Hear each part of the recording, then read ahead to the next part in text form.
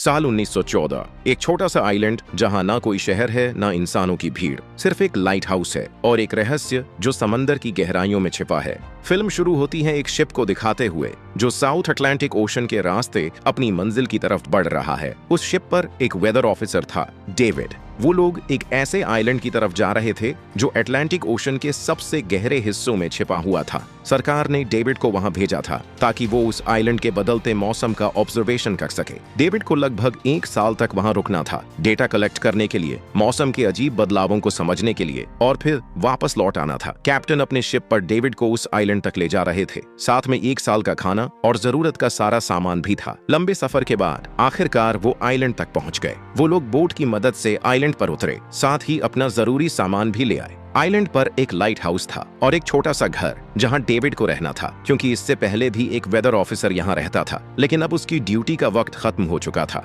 आज से डेविड इस आइलैंड का नया वेदर ऑफिसर बन गया था और पुराना ऑफिसर रॉबर्ट अब कैप्टन एक्सेल के शिप में घर लौटने वाला था। लेकिन उस घर में जाकर वो लोग हैरान रह गए। किसी भी इंसान का नामो निशान नहीं था। रूम के अंदर फर्नीचर बिखरे हुए थे, सब कुछ उल्टा पुल्टा था। शायद लाइट हाउस में कोई हो सकता है। कैप्टन और डेविड बिना वक्त गंवाए लाइट हाउस की तरफ बढ़ते हैं और वहां एक अजीब नजारा देखते हैं। पूरा लाइट हाउस तेज और नुकीले लकड़ों से घिरा हुआ था, जैसे किसी ने जानबूझकर उसे बंद कर दिया हो ताकि कोई भी अंदर न जा सके। कैप्टन और डेविड ने लाइट हाउस का गेट कई बार नॉक किया, लेकिन कोई रिस्पॉन्स नहीं मिला। आखिर में उन्होंने गेट को जोर से धक्का दिया और अंदर घुस गए। लाइट हाउस के बिल्कुल ऊपर उन्हें एक आदमी मिला जिसका नाम ग्रूनर था। वो लेटा हुआ था। जब उन्होंने ग्रूनर से पुराने वेदर ऑफिसर के बारे में पूछा तो उसने काफी बेपरवाही से जवाब दिया, वो मर गया है, कोई भयानक बीमारी थी उसे। कैप्टन ने जब उससे डेड बॉडी के बारे में पूछा तो उसका जवाब और भी ज्यादा अजीब था, शायद किसी ने मार दिया होगा। ग्रूनर की बातें सुनकर डेविड और कैप्टन दोनों चौंक गए।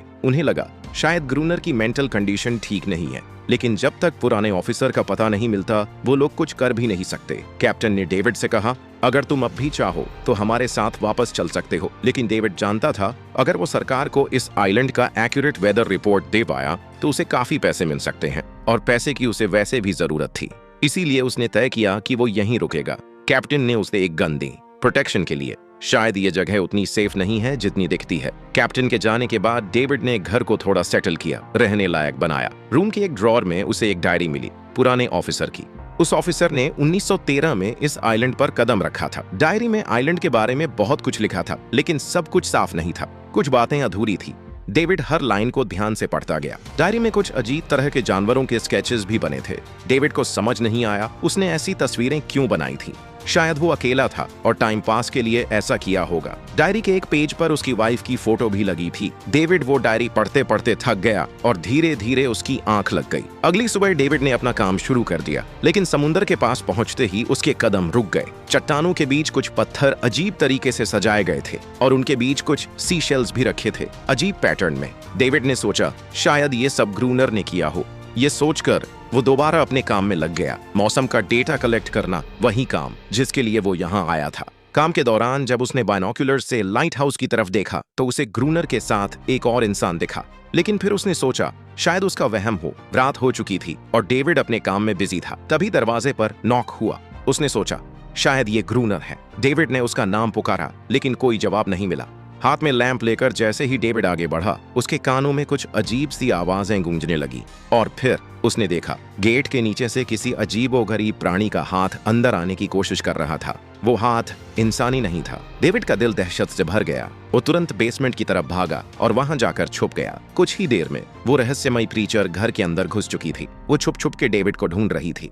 बेसमेंट की एक छोटी सी क्रैक से उस क्रीचर की भयानक आंखें डेविड को घूरने लगी। डेविड ने एक छुरी उठाई और जैसे ही वो आंखें उस क्रैक के सामने आई, उसने पूरी ताकत से छुरी घुसा दी। वो क्रीचर चीख के भाग गई, लेकिन वो कभी भी वापस आ सकती थी। डेविड ने बेसमेंट का गेट मजबूती से बंद किया, रस्सी से कस के बांधा और पूरी रात वहीं जागकर बिताई, दहशत के साए में। अगली सुबह जब डेविड घर से बाहर गया तो उसने रेत पर कुछ निशान देखे, पैरों के निशान, पर इंसान जैसे नहीं थे। बिल्कुल साफ था ये किसी इंसान का काम नहीं था। वो निशान सीधे समुंदर की तरफ जाकर खत्म हो गए थे। अब डेविड को सब समझ आ गया था क्यों ग्रूनर ने लाइट हाउस के चारों ओर नुकीले लकड़े लगाए थे, शायद उसी अजीब क्रीचर के लिए। और अब डेविड जान गया ये घर उसके लिए बिल्कुल भी सेफ नहीं है। शायद वो क्रीचर आज रात फिर से लौट कर आएगा। डर के मारे डेविड लाइट हाउस की तरफ दौड़ता है। ग्रूनर को चिल्लाकर आकर कहता, गेट खोलो, मुझे अंदर आना है। लेकिन ग्रूनर उसे अंदर नहीं आने देता और कह पाए, तुझे तो शिप के साथ लौट जाना चाहिए था। डेविड निराश होकर वापस लौटता है, लेकिन अब उसे अपना घर सुरक्षित बनाना होगा। उसने घर की हर एक विंडो को लकड़ी से बंद कर दिया, हर तरफ नुकीले लकड़ों से घेरा बनाया और गेट के बाहर पुराने कागज और किताबें रखी। फिर उन पर तेल छिड़क दिया ताकि अगर वो क्रीचर वापस आए तो उसे आंख से डरा के भगाया जा सके। लेकिन एक बात थी जो डेविड अब तक नहीं जानता था, और ये बात उसे आज रात पता चलने वाली थी। किस्मत से उसे घर के अंदर एक पुराना बॉक्स मिला। उस बॉक्स में एक गन भी और बहुत सारी बुलेट्स। ये देखकर उसे थोड़ी हिम्मत मिली, लेकिन डर अब भी जिंदा था। जैसे जैसे सूरज ढलने लगा, रात का अंधेरा हर तरफ छा गया। डेविड गन हाथ में लिए घर के एक कोने में चुपचाप बैठा था। उसकी सांसें तेज थीं। कभी एक अजीब आवाज सुनाई दी, और जब डेविड ने खिड़की की तरफ कदम बढ़ाया तो जैसे उसके पैरों के नीचे से जमीन ही खिसक गई। सिर्फ एक नहीं, पानी में से कई सारी वही अजीबो गरीब क्रीचर्स उठती हुई नजर आई, और सब उसके घर की तरफ बढ़ रही थीं। कुछ ही देर में वो गेट को तोड़ने की कोशिश करने लगे। डेविड ने तुरंत गोलियां चलानी शुरू की। कुछ क्रीचर्स गिर गए, लेकिन बाकी और भी ज्यादा हिंसक हो गए। वो अब घर के अंदर घुसने की कोशिश कर रहे थे। जैसे जैसे उनकी तादाद बढ़ने लगी, डेविड ने बिना वक्त गंवाए गेट के बाहर रखे कागजों और पुरानी किताबों को आग लगा दी। आग देखकर वो क्रीचर्स डर के मारे वापस समुद्र में लौट गए। लेकिन अब वही आग डेविड के घर तक पहुंच चुकी थी।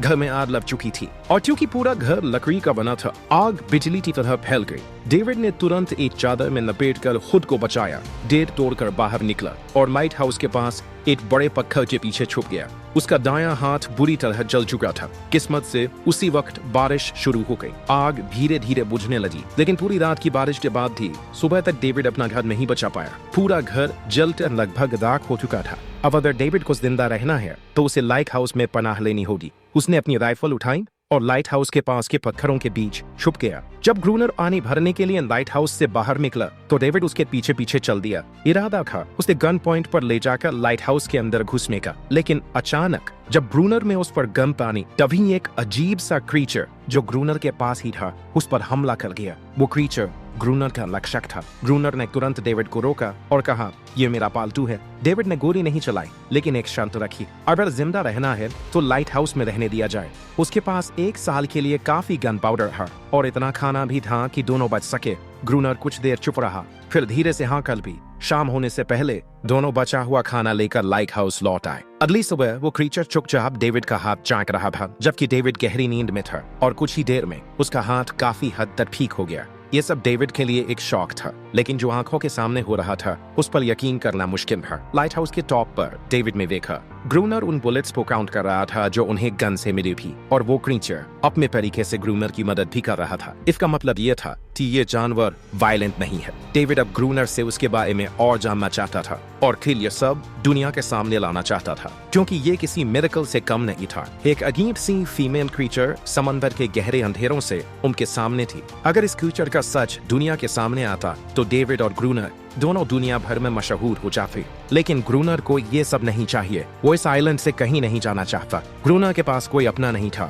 उसके हिसाब से सोसाइटी में कोई भी अकेला नहीं रह सकता। हर किसी को किसी न किसी का गुलाम या नौकर बन के रहना पड़ता है। इसीलिए उसके लिए ये आइलैंड परफेक्ट था। ये जगह जहाँ वो अपने आप को एक किंग समझता था, अपनी मर्जी का मालिक। इसी वजह से उसने आइलैंड के कई हिस्सों में लिख दिया था, ग्रूनर इज किंग। लेकिन वो अजीब सी फीमेल क्रीचर उसकी पालतू कैसे बन गई? असल में एक बार ग्रूनर में उसकी जान बचाई थी। वो गलती से अपने फिशिंग नेट में फंस गई थी। तब वो क्रीचर छोटी थी, और उस दिन के बाद से ग्रूनर के साथ ही रह गई। उसकी हर बात माननी शुरू कर दी। लेकिन ग्रूनर एक गुस्से वाला इंसान था, और उसने कभी भी उस क्रीचर के साथ इंसानियत से बिहेव नहीं किया। उसके साथ रेगुलर फिजिकल रिलेशन रखता था। एक बार उस क्रीचर ने ग्रूनर पर हमला भी किया, और उसके बदले में ग्रूनर ने उसे सजा दी। एक ऐसी सजा जिसके बाद वो क्रीचर अपने आप को ग्रूनर की नौकरानी समझने लगी। शायद इसी वजह से हर रात वो क्रीचर्स समुद्र से बाहर आते हैं उसे वापस ले जाने के लिए। लेकिन वो क्रीचर्स दिन के उजाले में अटैक नहीं कर सकते। खैर, डेविड अब यहाँ और नहीं रहना चाहता। वो किसी आने वाले शिप को सिग्नल भेजकर लेटर छोड़ देना चाहता है। लेकिन ये काम इतना आसान नहीं था। ग्रूनर का कहना था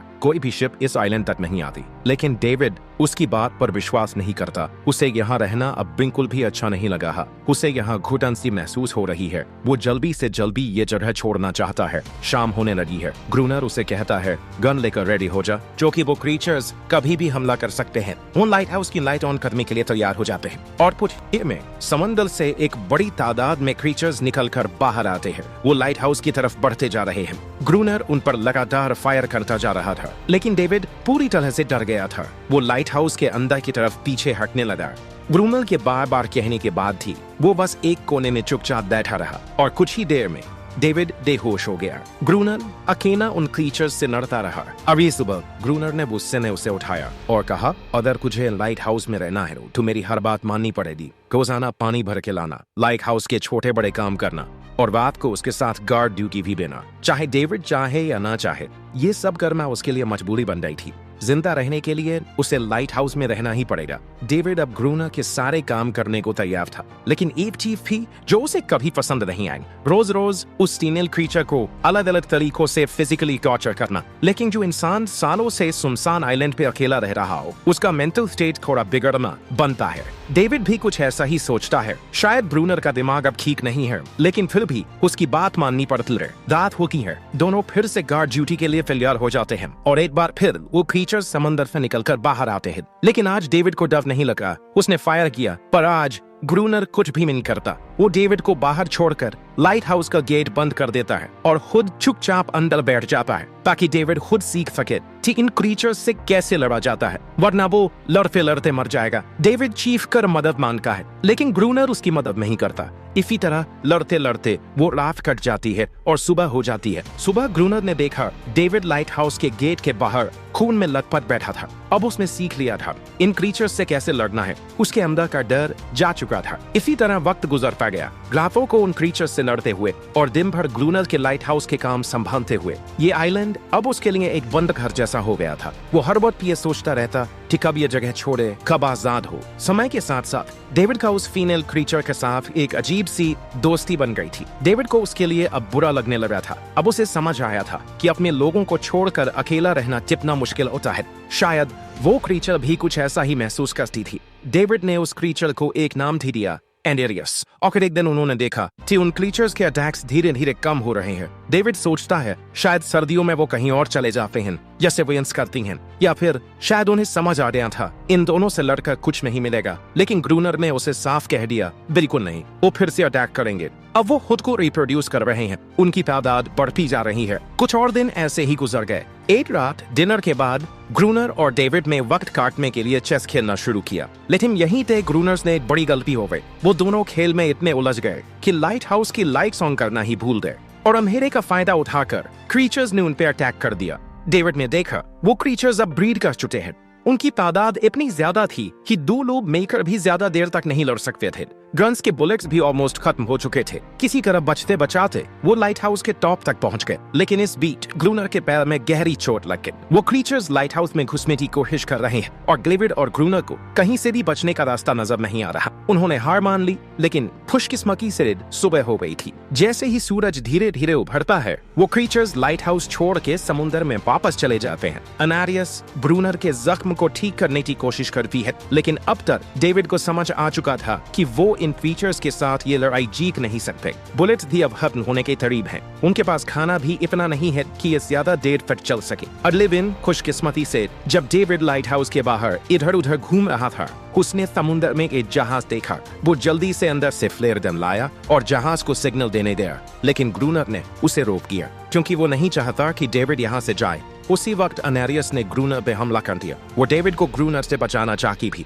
ग्रूनर किसी को भी ये आइलैंड छोड़ने नहीं देना चाहता। ये आइलैंड उसकी अपनी दुनिया है, जहाँ वो एक किंग की तरह रहता है, एक सर्वेंट है जो उसकी हर बात मानती है। वो इस जिंदगी को छोड़कर शहर वापस नहीं जाना चाहता और वो डेविड को भी जाने नहीं देना चाहता। इतने टाइम से अकेला रहने के बाद अब उसके पास कोई था जिससे वो बात कर सकता था। धीरे धीरे वो शिप डेविड की आंखों के सामने समुद्र में गायब हो गई। अब उसके पास कुछ भी करने को नहीं था। ऐसे ही कुछ और दिन बीत गए। ग्रूनर, डेविड और एनालियस दोनों के साथ अब भी बुरा बर्ताव कर रहा था, लेकिन एनालियस को वो खास तौर पे मारता था जो डेविड को बिल्कुल पसंद नहीं था। एक दिन डेविड ने एनालियस को एक छोटी टॉय बोट गिफ्ट में दी जो उसने वेल की हड्डियों से बनाई थी। शायद इससे एनालियस का मन थोड़ा हल्का हो जाए, लेकिन जब एनालियस ने उस बोट को देखा तो वो डेविड को आइलैंड के एक ऐसे कोने में ले गई जहां वाकई एक असली बोट रखी थी। जब डेविड ने उस बोट के बारे में ग्रूनर से पूछा तो उसने कहा हाँ, उसे ऑलरेडी पता था कि आइलैंड के उस हिस्से में एक बोट है। कुछ महीने पहले एक आर्म्स स्मगलिंग शिप जो बहुत सारा गोला बारूद ले जा रही थी,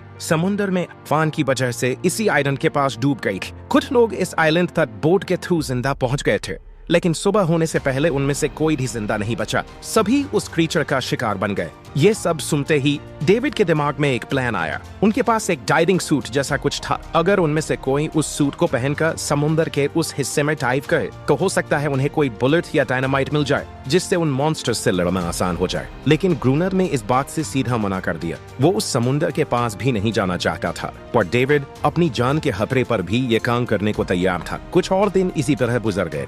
डेविड और एनारियस के बीच एक गहरा कनेक्शन बनने लगा। डेविड उसे पसंद करने लगा था। ये सब ग्रूनर ने चुपके से देख लिया और उसी वक्त पहली बार उसके मन में ये ख्याल आया, शायद उसे डेविड की मदद करनी चाहिए।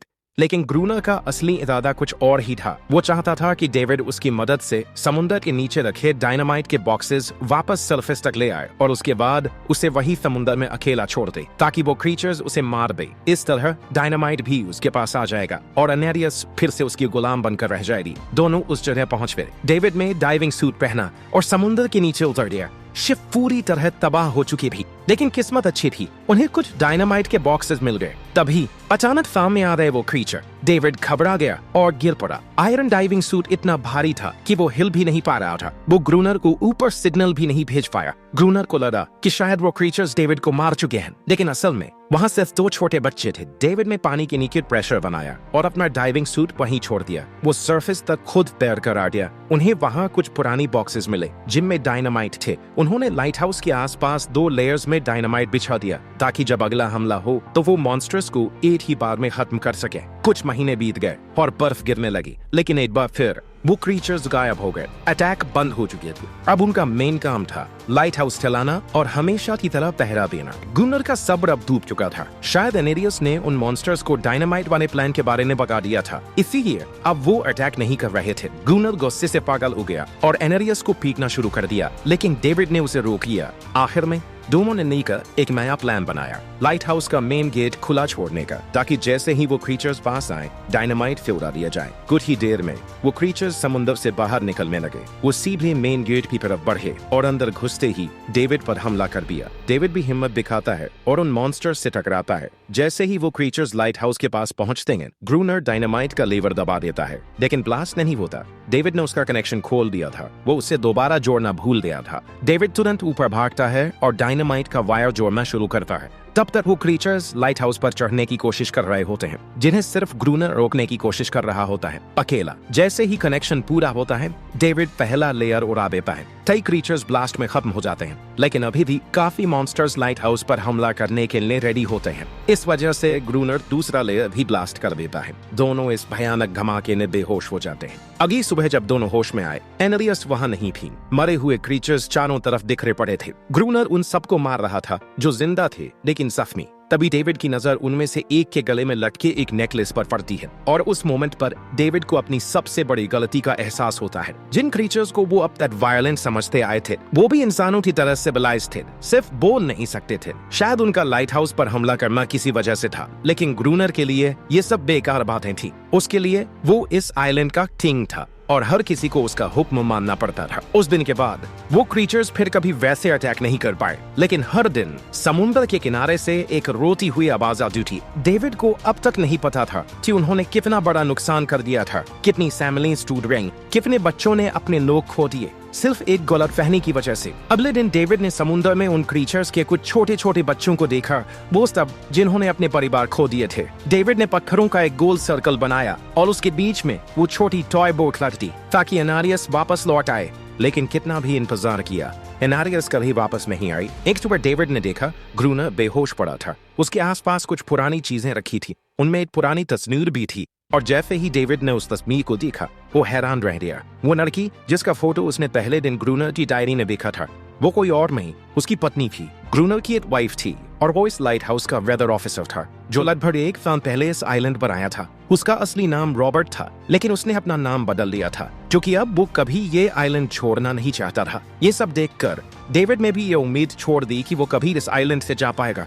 अगले दिन शाम को जब डेविड समुद्र के किनारे गया, उसने देखा कि उस सर्कल ने रखी छोटी बोट अब वहां नहीं थी, लेकिन उसी जगह पर उसने एक क्रीचर का छोटा सा बच्चा देखा जिसके हाथों में वो बोट थी। डेविड ने अपनी टॉर्च उस सर्कल के बीच में फेंक दी ताकि उसका इरादा लड़ने का नहीं है, उसे किसी को चोट नहीं पहुंचानी, वो उनके साथ दोस्ती करना चाहता है। कुछ ही देर बाद समुंदर की लहरों से अनारियस निकलती है और उसके पीछे पूरा क्रीचर्स का ग्रुप भी समुंदर से उभर आता है। लेकिन इस बार कोई भी डेविड पर अटैक नहीं करता क्योंकि वो भी अब शांति चाहते हैं। उनका इरादा सिर्फ एक सेफ जगह पाने का था अपने बच्चों के लिए, जो हर एक जानवर करता है। उन्हें इस आइलैंड पे इंसानों की अचानक एंट्री बिल्कुल पसंद नहीं आई, इसलिए उन्होंने हर रात अटैक किया। लेकिन ये बात ग्रूनर को कौन समझाए, वो तो अब भी खुद को इस आइलैंड का किंग मानता है। ग्रूनर लाइट हाउस से बाहर आता है हाथ में बंदूक लेकर। डेविड उसे समझाने की कोशिश करता है ये क्रीचर्स लड़ना नहीं चाहते, ये शांति चाहते हैं।